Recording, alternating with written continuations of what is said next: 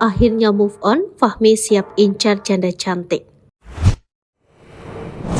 Menang jauh dari Anggi Anggraeni, Fahmi Husaini akhirnya move on dari kisah pilunya.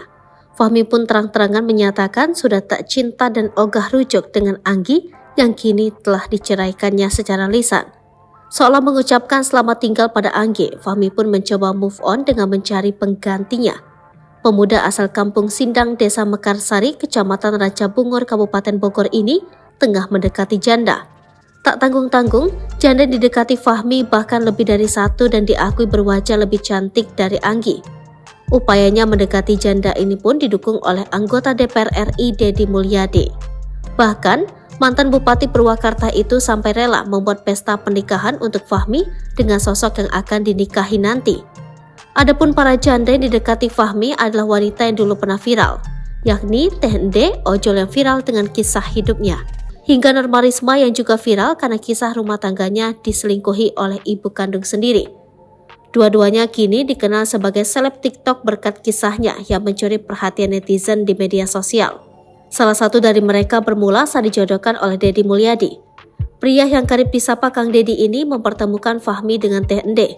Lewat pertemuan itu, Fahmi jadi salah tingkah dan menyebut Teh Ende lebih cantik dari mantan istrinya Anggi. Sayangnya, saat hendak dijodohkan oleh Fahmi, Teh Ende mengaku sudah memiliki kekasih. Namun, pacar Teh Ende yang berprofesi sebagai tukang bambu ini belum mendapat restu. Sehingga Kang Deddy bersemangat untuk menjodohkan Fahmi dengan Teh Ende. Ia bahkan rela membiayai tenda dan organ tunggal pernikahan hingga membayar DP perumahan. Selain Teh Ende, Fahmi juga mendekati janda lainnya, Norma Risma. Kedekatan Fahmi dengan Norma Risma pun didukung oleh warganet. Lantaran sama-sama mengalami kegagalan dalam membina rumah tangga, warganet pun menjodohkan keduanya. Dijodohkan oleh Norma Risma, Fahmi nampaknya kegirangan.